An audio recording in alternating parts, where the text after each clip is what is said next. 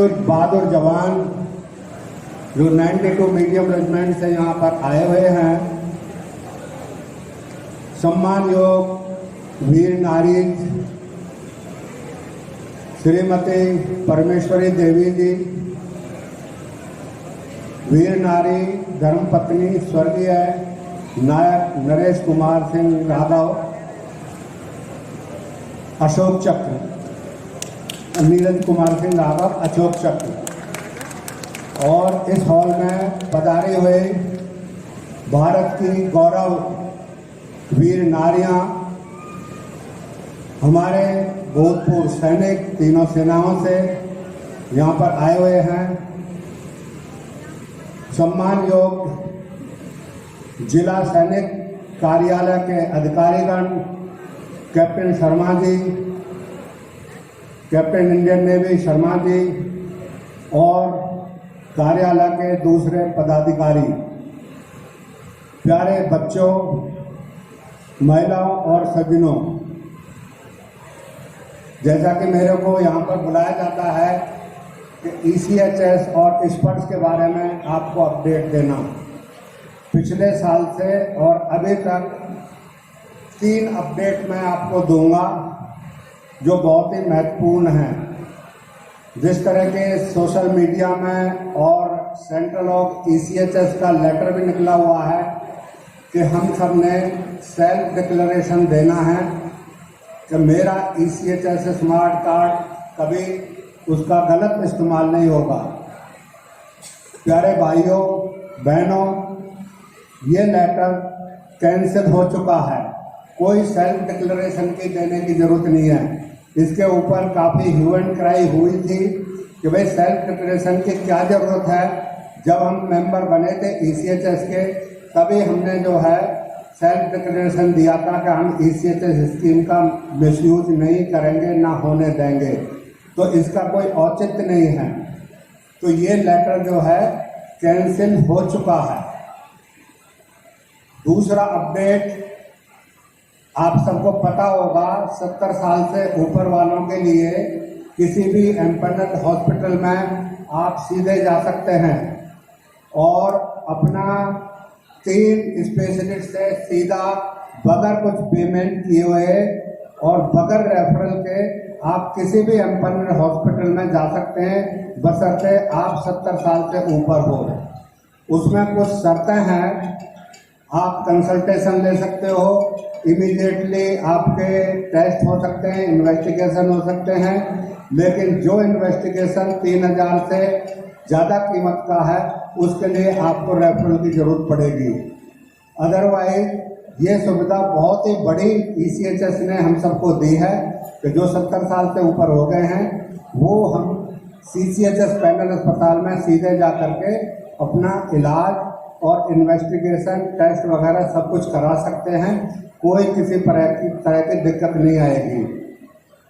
जैसा मैं टाइम से टाइम मेरे पास बुलंदशहर से टेलीफोन भी काफ़ी आते हैं।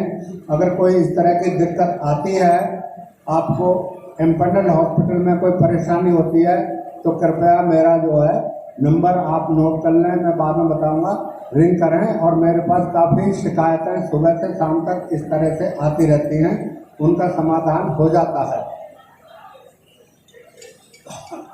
तीसरा है अपडेट, जो हैंडीकैप्ड बच्चे हैं उनका जो कार्ड वैलिडेशन था वो हर साल कराना पड़ता था।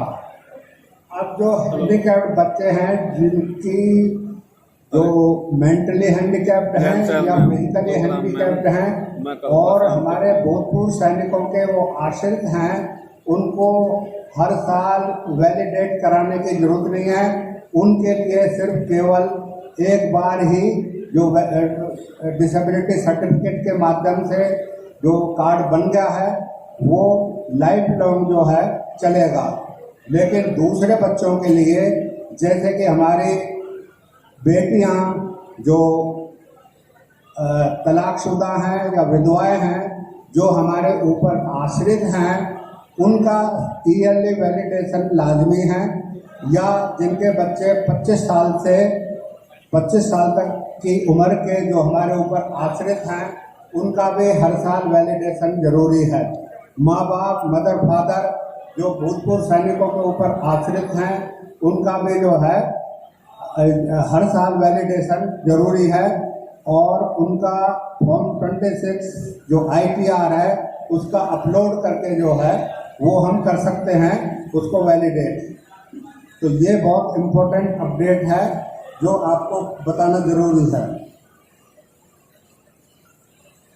इस वर्ष में ये तो 3 अपडेट थी ECHS के बारे में। अब थोड़ा सा इस वर्ष के बारे में ये बता रहे हैं। इस वर्ष की जो पोर्टल है, इस वर्ष की जो सुविधा है, काफ़ी हद तक स्ट्रीमलाइन हो चुकी है, लेकिन फिर भी जो मेरे पास डाटा है उसमें अभी भी 6 लाख लोग जो भूतपूर्व सैनिक हैं या फैमिली पेंशन वाले लेडीज हैं, उनमें तकरीबन 6 लाख का अभी भी जो है माइग्रेशन तो स्पर्श होना बाकी है। लेकिन ये जो है धीरे धीरे चल रहा है। अभी कुछ स्पर्श में दिक्कतें आती हैं और उसकी कुछ लिमिटेशंस भी हैं, उनके लिए उसमें समाधान है, सबका समाधान है। जैसे मैं हमेशा, अभी मैंने चिट्ठी भी लिखी है सभी रिकॉर्ड ऑफिसर्स को कि जो सर्विंग सोल्जर्स हैं, जो आज सेना में हैं या एयरफोर्स में, नेवी में हैं, वो अपना रिटायरमेंट से पहले अपना डॉक्यूमेंट्स को जरूर अपडेट करें।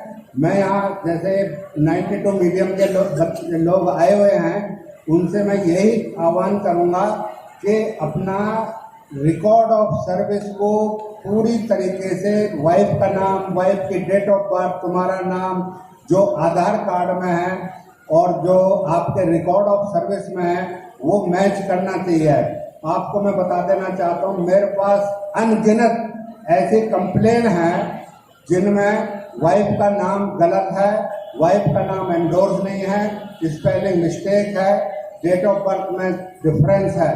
तो मेरी यही गुजारिश है कि जो सर्विंग वाले यहाँ बैठे हुए हैं वो अपना रिकॉर्ड ऑफ सर्विस को अपडेट जरूर करें। और आप लोगों से ये है कि इससे घबराएं नहीं। अगर मैडम का नाम, आपकी वाइफ का नाम, स्पाउस का नाम नहीं है या गलत डेट ऑफ बर्थ है, तो स्पर्श के पोर्टल में जा करके वो ऑनलाइन जो है करेक्शन हो जाता है। किसी को दिक्कत है तो मेरा नंबर नोट कर लें और मेरे को ऑनलाइन भी मैं उनको करेक्ट कर सकता हूँ। तो स्पर्श में जा करके उस टाइप से जरूर इसको करेक्ट करें। आखिरी पॉइंट ये है कि नोएडा में मेरे पास ऐसे कंप्लेन आए हैं जिनमें सीनियर ऑफिसर और दूसरों को डिजिटल अरेस्ट करके घर में 1-1 करोड़ 18 लाख 2 केसेज ऐसे हैं जो सीनियर ऑफिसर्स के हैं, वो उनको डिजिटल अरेस्ट करके और ठगी का काम हुआ है। आपसे अनुरोध है कि आप किसी अनवांटेड कॉल को ना लें और किसी भी अनवांटेड अननोन कॉल को ना लें। अगर आप उठा भी लेते हैं तो बोल्ड होकर के कोई भी अपना डिटेल शेयर ना करें। वो बोलते हैं कि घर से बाहर नहीं निकलना है, आपने उसको 2 गाली सुनानी है, क्यों नहीं निकलना है। और इस तरह के झांसे में, डिजिटल अरेस्ट के झांसे में ना आए, क्योंकि ये बहुत दुखदायी बात होती है जब हमारा मेहनत से कमाया हुआ पैसा और जो है डिजिटल अरेस्ट के माध्यम से या फ्रॉड के माध्यम से बैंक से निकल जाता है। तो इसका आप जरूर जो ध्यान रखें, अपनी मेहनत की कमाई का पैसे को अच्छी तरह संगवा के रखें और किसी फ्रॉड अननोन नंबर के झांसे में कभी भी ना आए। ये है मेरा नंबर है, आप नोट कर सकते हैं। अगर नोट 9650843189 कभी भी आप जो है मेरे को टेलीफोन करके कोई भी स्पर्श के माध्यम, स्पर्श की क्वेरी है या इसी चीज़ की क्वेरी है, आप मेरे को टेलीफोन करके आप मेरे से पूछ सकते हैं।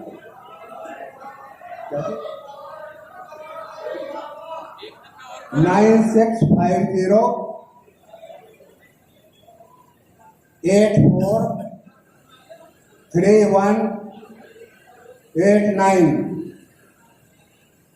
मेरे पास बहुत कॉल, और हर कॉल का, चाहे वो रात के 3 बज रहे हों, 12 बज रहे हों, दिन के सुबह का टाइम हो, मैं हर कॉल को लेता हूं या कॉल बैक करता हूं।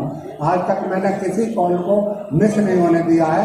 तो कृपया करके जो ये सर्विस है परामर्श की, ECHS और स्पर्श की, इसका की जरूर आप सेवा उठाएं अगर आपको दिक्कत है। धन्यवाद। जय हिंद।